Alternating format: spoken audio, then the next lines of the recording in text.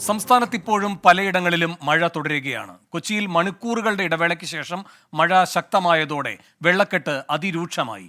തൃശൂർ സ്വരാജ് റൗണ്ടിൽ കൂറ്റൻ മരം കടപുഴകി വീണു. ആലപ്പുഴയിൽ ദേശീയപാതയിലെ വെള്ളക്കെട്ട് ഒഴിവാക്കാൻ മന്ത്രി പി പ്രസാദ് നിർദ്ദേശം നൽകി. കാസർഗോഡ് ശക്തമായ മഴയിൽ പുലിമുട്ടിൽ ഇടിച്ച് ബോട്ട് തകർന്നു.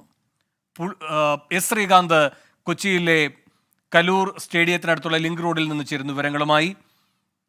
ശ്രീകാന്ത്, കൊച്ചിയിൽ എന്താണ് സാഹചര്യം? മണിക്കൂറുകളുടെ ഇടവേളയ്ക്ക് ശേഷം വീണ്ടും മഴ കനത്തു എന്നാണോ? എന്തൊക്കെയാണ് വിശദാംശം?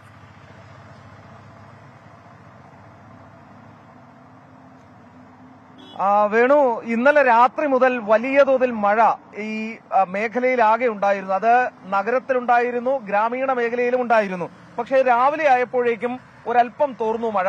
പിന്നീട് വീണ്ടും മഴ കനക്കുന്ന സാഹചര്യമുണ്ടായി. ഇപ്പോൾ മഴയ്ക്ക് ശമനമുണ്ട്. നിലവിലിപ്പോൾ വെള്ളം പല ഭാഗങ്ങളിലും ഇറങ്ങി തുടങ്ങിയിട്ടുണ്ട്. പക്ഷേ ഞാനിപ്പോൾ നിൽക്കുന്ന ഈ കലൂർ ലിങ്ക് റോഡിൽ, സ്റ്റേഡിയത്തിന്റെ അവിടുത്തെ ലിങ്ക് റോഡിൽ ഈ കാണുന്നതാണ് അവസ്ഥ. വെള്ളം ഇനിയും വലിഞ്ഞിട്ടില്ല, വെള്ളം ഇറങ്ങിയിട്ടില്ല. രാവിലെ എന്തായിരുന്നോ അവസ്ഥ അതേ രീതിയിൽ തന്നെയാണ് ഇപ്പോഴും ഉള്ളത്. ഇതിലെ ഇരുചക്ര വാഹനങ്ങൾ, കാൽനട യാത്രക്കാർ എന്നിവർക്ക് പോകുന്നതിനുള്ള ബുദ്ധിമുട്ട് ഇപ്പോഴുമുണ്ട്. കഴിഞ്ഞ ദിവസങ്ങളിൽ എന്ന പോലെ ഈ KSRTC ബസ് സ്റ്റാൻഡിലും നോർത്ത് റെയിൽവേ സ്റ്റേഷൻ ഭാഗത്തും ഒക്കെ തന്നെ വലിയ തോതിൽ വെള്ളം കയറിയിരുന്നു. പക്ഷെ അതൊക്കെ തന്നെ വലിഞ്ഞിട്ടുണ്ട്. അത് വെള്ളം ഇറങ്ങുകയും ചെയ്തിട്ടുണ്ട്. ഇൻഫോ പാർക്കിന്റെ അവിടുത്തെ ആണെങ്കിൽ ഇറിഗേഷൻ വകുപ്പ് കെട്ടിയിരുന്ന ബണ്ട് പൊളിച്ചതോടുകൂടി അവിടെ നിലവിൽ ഇപ്പോൾ സ്ഥിതി ശാന്തമാണ്. കളമശ്ശേരിയിൽ 15 വീടുകളിലേക്ക് വെള്ളം കയറി എന്ന വിവരവും പുറത്തു വന്നിട്ടുണ്ട്. ഈ വീടുകളിൽ നിന്നും ഇനിയും വെള്ളം ഇറങ്ങിയിട്ടില്ല. അതായത് ചില മേഖലകളിൽ ആശ്വാസമുണ്ടാകുമ്പോൾ മറ്റു ചില മേഖലകളിൽ വെള്ളം ഇറങ്ങാത്തത് മൂലം വലിയ ദുരിതം ഇപ്പോഴും പൊതുജനങ്ങൾ അനുഭവിക്കുന്നുണ്ട് എന്നുള്ളതാണ് വസ്തുത. ആലുവയിലൊക്കെ തന്നെ ഈ റോഡിൽ, എറണാകുളത്തേക്ക് വരുന്ന റോഡിൽ വലിയ തോതിൽ വെള്ളം കയറി ഇപ്പോഴും ബുദ്ധിമുട്ട് കാൽനട യാത്രക്കാർക്കും വാഹനയാത്രികർക്കുമുണ്ട്. കാക്കനാട് കീരേലിമലയിൽ അവിടുത്തെ ഒരു കോളനിയിൽ, 21-ാം നമ്പർ കോളനിയിൽ ഈ മണ്ണിടിച്ചിൽ ഭീതിയെ തുടർന്ന് 13 കുടുംബങ്ങളെ മാറ്റിപ്പാർപ്പിക്കാൻ തീരുമാനിച്ചു. 9 കുടുംബങ്ങളെ മാറ്റിപ്പാർപ്പിച്ചിട്ടുണ്ട്. ഏതാണ്ട് 20 പേരോളം വരും. അവർ കാക്കനാട് MA ഹൈസ്കൂളിലാണ് നിലവിലുള്ളത്. അവർക്ക് വേണ്ട സൗകര്യങ്ങൾ ഒരുക്കും എന്ന് ജില്ലാ ഭരണകൂടവും അറിയിച്ചിട്ടുണ്ട്. നിലവിൽ ഈ കാണുന്ന ദൃശ്യങ്ങളാണ്. ഇതാണ് കൊച്ചിയിലെ ഇന്നത്തെ അവസ്ഥ. ചില മേഖലകളിലൊക്കെ തന്നെ വെള്ളക്കെട്ടിന് ശമനമുണ്ട്. പക്ഷേ ചില മേഖലകളിൽ വെള്ളം ഇപ്പോഴും, അതായത് താഴ്ന്ന പ്രദേശങ്ങളിൽ ഇപ്പോഴും വെള്ളം ഇറങ്ങിയിട്ടില്ല. ശരി, കലൂർ ലിങ്ക് റോഡിൽ വെള്ളക്കെട്ട്. എസ് ശ്രീകാന്താണ് വിവരങ്ങൾ നൽകിയത്. ആലുവയിൽ നിന്നുള്ള വിവരങ്ങളുമായി വിഷ്ണു സുരേഷും ചേരുന്നു. വിഷ്ണു, എന്താണ് ആലുവയിലെ സാഹചര്യം?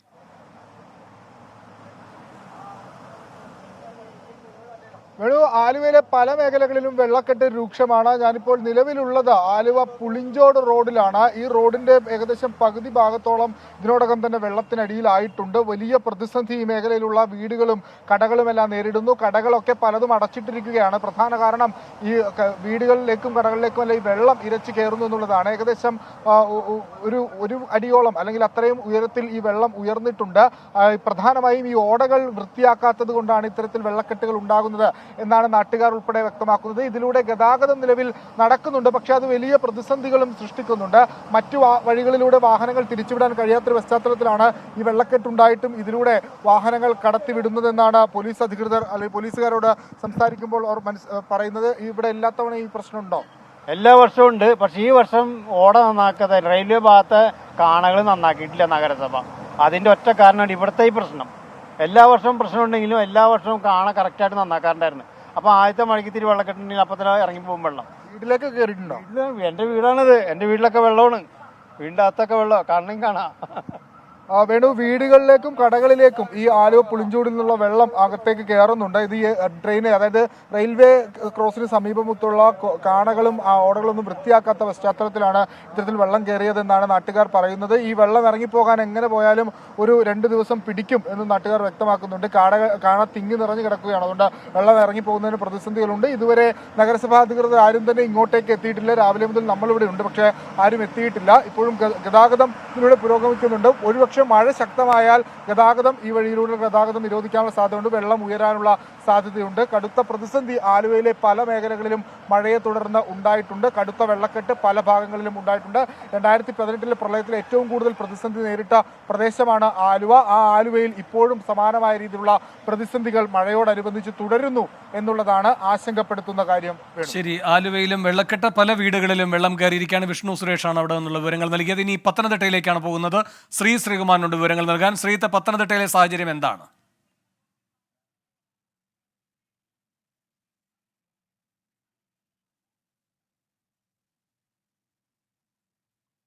പത്തനംതിട്ടയിൽ നിന്നുള്ള വിവരങ്ങളുമായി ശ്രീകുമാറിന് അല്പസമയത്തിനകം തത്സമയം ചേരും. എറണാകുളത്ത് പലയിടങ്ങളിലും വെള്ളക്കെട്ടാണ്. ആലുവയിലും വെള്ളക്കെട്ട് രൂക്ഷമാണ്. പല വീടുകളിലും വെള്ളം കയറി. നഗരസഭാ അധികൃതർ ആ ഭാഗത്തേക്ക് ഇതുവരെ തിരിഞ്ഞു നോക്കിയിട്ടില്ല എന്നാണ് വിഷ്ണു സുരേഷ് ആലുവയിൽ നിന്ന് നൽകുന്ന വിവരം. ഇപ്പോൾ പത്തനംതിട്ട ട്രിനിറ്റി തിയേറ്റർ കോംപ്ലക്സിന് സമീപത്ത് നിന്നാണ്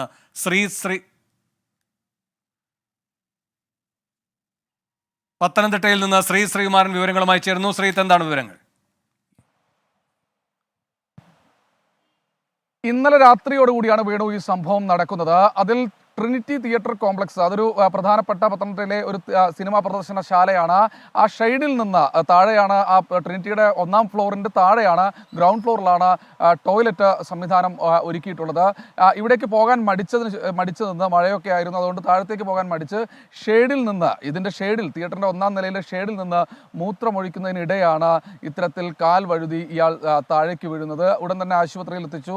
ഇന്ന് രാവിലെയോടുകൂടി മരിച്ചു എന്നാണ് പറയുന്നത്. കൊല്ലം സ്വദേശിയായ ഭരത് ശശി എന്നാണ് ആ പേര് പറയുന്നത്. മറ്റ് അസ്വാഭാവികതകളൊന്നുമില്ല എന്നും പറയുന്നു. എന്തായാലും ഈ ഒരു ഘട്ടത്തിൽ പോലീസ് മറ്റു ദുരൂഹതകളൊന്നും തന്നെ സംശയിക്കുന്നില്ല. ഇൻക്വസ്റ്റ് നടപടിക്രമങ്ങളടക്കം പൂർത്തീകരിച്ച് പോസ്റ്റ്മോർട്ടം നടപടിക്രമത്തിലേക്ക് കടക്കാനാണ് ഇപ്പോൾ തീരുമാനിച്ചിട്ടുള്ളത്. എന്തായാലും അല്പസമയത്തിനകം തന്നെ മൃതദേഹത്തിൻ്റെ ഇൻക്വസ്റ്റ് നടപടികൾ ആരംഭിക്കും. അതിനുശേഷം പോസ്റ്റ്മോർട്ടം നടപടിക്രമങ്ങൾ തുടങ്ങും. ബന്ധുക്കളെല്ലാം വിവരം അറിയിച്ചിട്ടുണ്ട്. ബന്ധുക്കൾ ഇവിടേക്ക് അല്പസമയത്തിനകം തന്നെ എത്തിച്ചേരുമെന്നാണ് അറിയിച്ചിട്ടുള്ളത്. വേണു.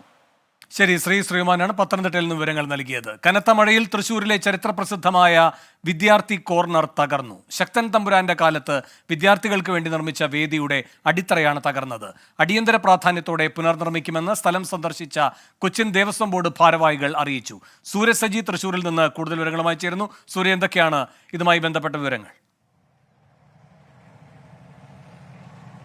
വേണു, 2 ദിവസമായി തുടരുന്ന കനത്ത മഴയിലാണ് ഇപ്പോൾ തൃശ്ശൂരിലെ ചരിത്രപ്രസിദ്ധമായ വിദ്യാർത്ഥി കോർണർ ഈ അടിത്തറ ഇളകിയിരിക്കുന്നത്. തേക്കിൻകാട് മൈതാനിയിലാണ് ഇത്തരത്തിലൊരു വിദ്യാർത്ഥി കോർണറും അതുപോലെ തന്നെ ഈ തൊഴിലാളികൾക്ക് വേണ്ടി പ്രത്യേക കോർണറും ശക്തൻ തമ്പുരാന്റെ കാലത്ത് നിർമ്മിച്ചിരുന്നത്. അതിൽ വിദ്യാർത്ഥി കോർണറാണ് ഇപ്പോൾ ഈ മഴയിൽ അടിത്തറ ഇളകിയിരിക്കുന്നത്. അതോടുകൂടി തന്നെ ഈ വിദ്യാർത്ഥി കോർണർ ഒരു അപകട സ്ഥിതിയിലാണ് നിലനിൽക്കുന്നത്. ഈ സാഹചര്യത്തിലാണ് ഈ സ്ഥലം സന്ദർശിച്ച കൊച്ചിൻ ദേവസ്വം ബോർഡ് പ്രസിഡന്റ് സുദർശന അടക്കം ഈ സ്ഥലം സന്ദർശിച്ചിരുന്നു. ആ സമയത്ത് അവർ വ്യക്തമാക്കിയത് അടിയന്തര പ്രാധാന്യത്തോടു കൂടി ഇത് പുനർനിർമ്മിക്കും, അതിനുള്ള നടപടികളിലേക്ക് കൊച്ചിൻ ദേവസ്വം ബോർഡ് കടക്കും എന്നുള്ളതാണ് പറയുന്നത്. സ്വാതന്ത്ര്യ സമരത്തിലടക്കം ഈ വിദ്യാർത്ഥികളെ ഉദ്ബോധിപ്പിക്കുന്നതിന് വേണ്ടി നിർണായകമായ പങ്കുവഹിച്ച ഇടമാണ് ഈ വിദ്യാർത്ഥി കോർണർ. അതുകൊണ്ട് തന്നെ അതിന്റെ ചരിത്ര പ്രാധാന്യം ഉൾക്കൊണ്ടുകൊണ്ടാണ് അടിയന്തര പ്രാധാന്യത്തോടു കൂടി ഇത് നിർമ്മിക്കാനുള്ള തീരുമാനത്തിലേക്ക് ഈ ദ്രുതഗതിയിൽ കൊച്ചിൻ ദേവസ്വം ബോർഡ് എത്തിയിരിക്കുന്നത്. എന്തായാലും തൃശ്ശൂരിൽ ഇപ്പോഴും ഈ കനത്ത മഴ തുടരുകയാണ്. വേണു. ശരി, സൂര്യസജിയാണ് തൃശ്ശൂരിൽ നിന്നുള്ള വിവരങ്ങൾ നൽകിയത്. ടോബി ജോൺസൺ കോട്ടയത്ത് നിന്ന് ചേരുന്നു. ടോബി, കോട്ടയത്ത് ഇപ്പോഴും മഴയും വെള്ളക്കെട്ടുമൊക്കെയാണോ? എന്തൊക്കെയാണ് വിവരങ്ങൾ?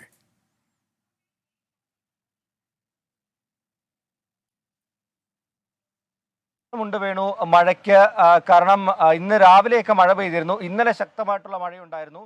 മന്ത്രി പറഞ്ഞതുപോലെ ഏറ്റവും കൂടുതൽ മഴ കിട്ടിയ സ്ഥലങ്ങളിലൊന്ന് കുമരകമാണ്. കുമരകത്ത് നമ്മൾ അല്പസമയം മുമ്പ് പോയിരുന്നു. അവിടെയൊക്കെ ഇപ്പോഴും ചാറ്റൽ മഴയുണ്ട്. ഇന്നലെ 203 മില്ലിമീറ്റർ മഴയാണ് അവിടെ ലഭിച്ചത്. അതോടൊപ്പം തന്നെ പടിഞ്ഞാറൻ മേഖലയിൽ ശക്തമായിട്ടുള്ള മഴ ഉണ്ടാകുന്നുണ്ട് എന്നുള്ള വിവരമാണ്. ഇന്ന് ഓറഞ്ച് അലേർട്ടാണ്. അതുകൊണ്ട് തന്നെ നേരിയൊരു ആശ്വാസമുണ്ട് എന്ന് വേണമെങ്കിൽ പറയാം. രാവിലെ ശക്തമായിട്ടുള്ള മഴ പെയ്തുവെങ്കിലും അതിനുശേഷം ചാറ്റൽ മഴ മാത്രമാണ് പല സ്ഥലങ്ങളിൽ ലഭിക്കുന്നത്. നമ്മളിപ്പോൾ നിൽക്കുന്നത് കോട്ടയം നഗരത്തിലാണ്. അവിടെയും കാര്യമായിട്ടുള്ള മഴ നിലവിൽ പെയ്യുന്നില്ല. പക്ഷേ പല സ്ഥലങ്ങളിലും അന്തരീക്ഷം മേഘാവൃതമായിട്ട് തന്നെയാണ് നിലനിൽക്കുന്നത്. ഇന്നലെ ഒരാൾ വെള്ളക്കെട്ടിൽ വീണ് മരിക്കുന്ന സംഭവമുണ്ടായി. ഒരു സ്ഥലത്ത് റോഡ് ഇടിയുന്ന ഒരു സാഹചര്യമുണ്ടായി. അത് രണ്ടും മാറ്റി നിർത്തിക്കഴിഞ്ഞാൽ മറ്റ് പ്രശ്നങ്ങളൊന്നും തന്നെ നിലവിലില്ല. എന്തായാലും ശക്തമായിട്ടുള്ള മഴയ്ക്ക് സാധ്യതയുണ്ട് എന്നുള്ളൊരു വിവരം കൂടി കാലാവസ്ഥാ നിരീക്ഷണ കേന്ദ്രത്തിൻ്റെ ഭാഗത്തു നിന്ന് വരുന്നുണ്ട്. അടുത്ത 3 മണിക്കൂറിൽ ഒറ്റപ്പെട്ട ശക്തമായിട്ടുള്ള മഴ ഉണ്ടാകാനുള്ള സാധ്യതയുണ്ട് എന്നുള്ള വിവരമാണ് ലഭിക്കുന്നത്. മുൻകരുതലുകളും ജാഗ്രതാ നിർദ്ദേശങ്ങളും എല്ലാം തന്നെ നൽകി കഴിഞ്ഞിട്ടുണ്ട്. താഴ്ന്ന പ്രദേശങ്ങളിലാണ് ചെറിയൊരു ആശങ്കയുള്ളത്. അവിടെയാണ് ശക്തമായി മഴ പെയ്യുന്നത്. പ്രത്യേകിച്ചും കുമരകം അടക്കമുള്ള പടിഞ്ഞാറൻ മേഖലയിലാണ് ശക്തമായിട്ടുള്ള മഴ പെയ്യുന്നത്. ഇത് വെള്ളക്കെട്ടിനും കാരണമാകുന്നുണ്ട്. പല സ്ഥലങ്ങളിലും പാടങ്ങളിലൊക്കെ വെള്ളം കയറ്റിയിട്ടിരിക്കുകയായിരുന്നു കൃഷിക്ക് ശേഷം. അപ്പോൾ മഴവെള്ളം കൂടി വരുമ്പോൾ കൂടുതൽ ജലനിരപ്പ് ഈ പ്രദേശങ്ങളിൽ ഉയരാനുള്ള സാധ്യതയുണ്ട് എന്നുള്ള വിവരം തന്നെയാണ്. ജലനിരപ്പ് മീനച്ചിലാറ്റിലെ ജലനിരപ്പ് ഒരല്പം ഉയർന്നിട്ടുണ്ട്. എന്നാൽ ആശങ്കപ്പെടേണ്ട സാഹചര്യമില്ല എന്നാണ് ജില്ലാ ഭരണകൂടം അറിയിച്ചിട്ടുള്ളത്. ശരി, ടോബി ജോൺസണാണ് കോട്ടയത്തു നിന്നുള്ള വിവരങ്ങൾ നൽകിയത്. അരുൺ പാറയ്ക്കൽ കാസർഗോഡ് നിന്ന് ചേരുന്നു. അരുൺ, അവിടെ ഈ പുലിമുട്ടിൽ ഇടിച്ച് ബോട്ട് തകർന്ന സംഭവം ഉൾപ്പെടെ ഉണ്ടായിട്ടുണ്ട്. എന്താണ് ജില്ലയിലെ പൊതു സാഹചര്യം? ഈ അപകടത്തിന്റെ വിശദാംശങ്ങൾ എന്താണ്?